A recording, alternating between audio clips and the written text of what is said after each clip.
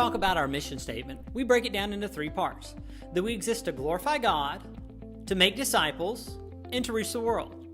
Now, when we talk about that first one, what we mean is that we come and we serve a God who is glorious. That means God is full of majesty and power and splendor. There's so much so that when in Exodus 32, Moses asked God to show him his glory, God says, look, I will cause my glory to pass in front of you, but you're going to have to hide in a rock, because if you saw the full-on glory of my face, you'd die.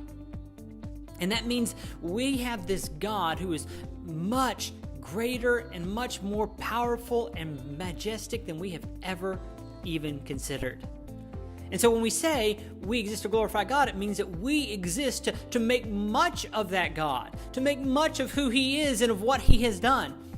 Because this God has created the world to reflect His character, to reflect His goodness, to reflect His majesty, to reflect His glory.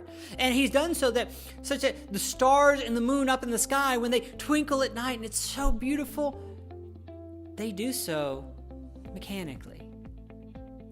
But we have the ability to glorify God willfully. No other creature in all of creation has the ability to glorify God by an act of the will.